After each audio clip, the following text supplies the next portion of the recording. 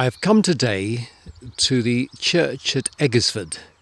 Eggesford is in the heart of Devon, in the centre of Devon, and the church stands almost alone here. There is no village of Eggesford to speak of. One or two houses lay scattered around.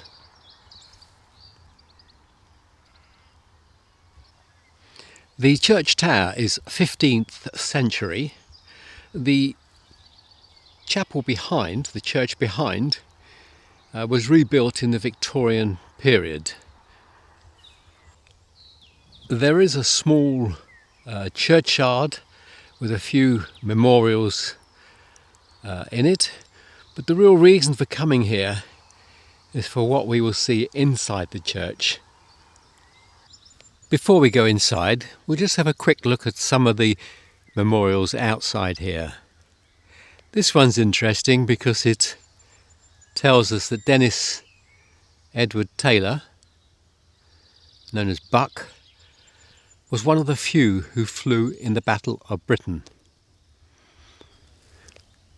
And there's Selina May Taylor, known as Pip. So we've got Buck and Pip buried here.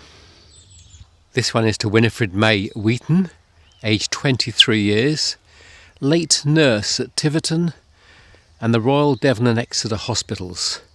She died helping others.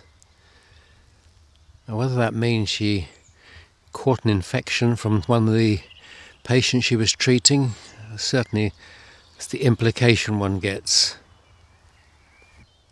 This is an older stone leaning up against another one. This is William Snell, who died in 1873, aged 72 years. Although there are only a few memorials here, I noticed straight away there are two war memorials. This one is Private H. Trigger, Somerset Light Infantry, 1916, aged 31. And up at the top of the churchyard is this one to Guardsman J.E.A. Cornell, Coldstream Guards, 1918, age 21. There is a larger table tomb here at the top of the churchyard, but it's covered in ivy and the inscription is not viewable. This one at the far end of the small churchyard is dedicated to Russell Lewis Stevenson, and on the bottom we learn he died on active service. In fact, he's drowned on active service, July the 18th, 1940. Mary Jane, the wife of James Vickery, she died at 1900, aged 33 years. Just before we go into the church, I'll just show you here across the hill, about a mile away, is this very large palatial, probably a manor house, looking across the valley here at the church.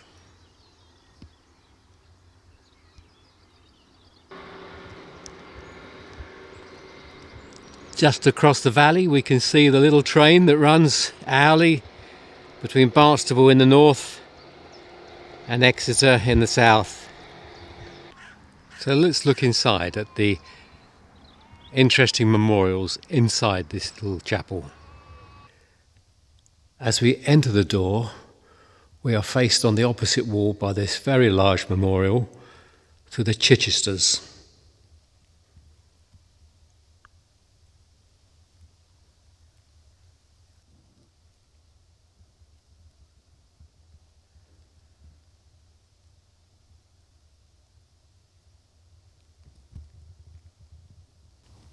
At the foot of the memorial, we have this smaller detail of presumably the various children or offspring of Lord Chichester. And then on this pier here, we have what looks like another person, a head, and then we have a sort of some clothing and some gloves underneath.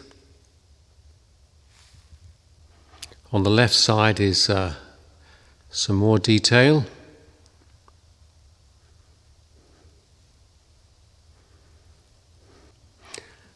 And a little difficult to show from this angle, but on the underside of this arch, the first panel has arrows, the second panel has some sort of armour, then we have a helmet, and right the way round. And viewing the other side of the arch, there is an awful lot of information here, if you knew how to interpret it.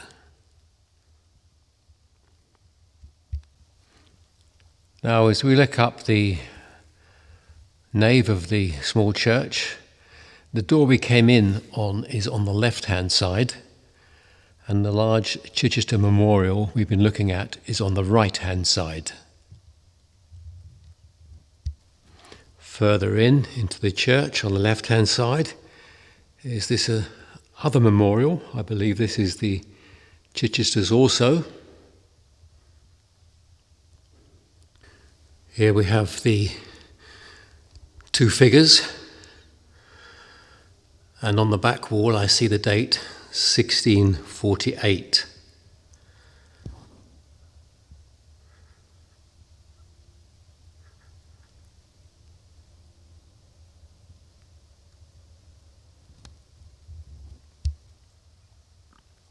To the right of that, as I face it, is this very elaborate marble and stone edifice.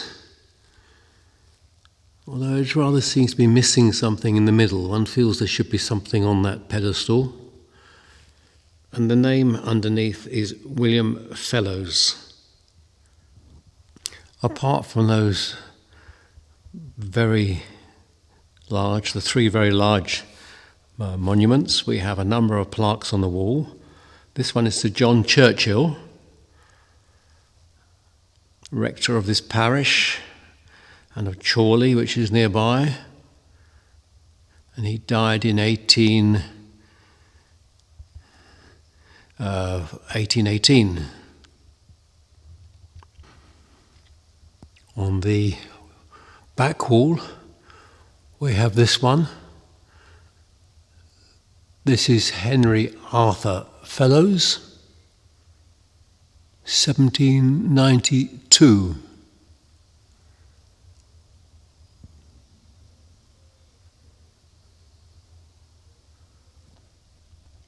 Another one high on the wall.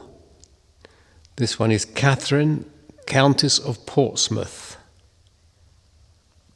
And I can't quite make out the date from here. You may see it better on the camera than I can see it with the naked eye.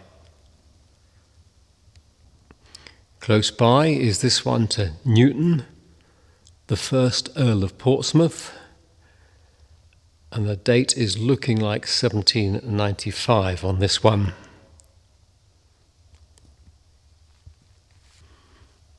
Rather faded, but at the bottom we can read that it's the Fellows family. We've seen a couple of memorials to them already.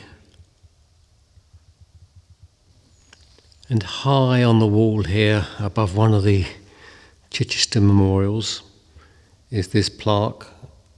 Quite impossible to read from the ground, but I'll put it on the camera and zoom in. It's probably part of the Chichester memorial close by. Well, I've stepped outside the church now, and it's quite remarkable that a tiny little church like this, in the middle of almost nowhere, no village attached to it, no houses close by, can have such a treasure trove of memorials. And it's open. So as members of the public, we're lucky enough to be able to go in and look at them for ourselves. That's the joy of some of these country churches here in England. Anyway, that's my visit to Eggesford. Till the next time.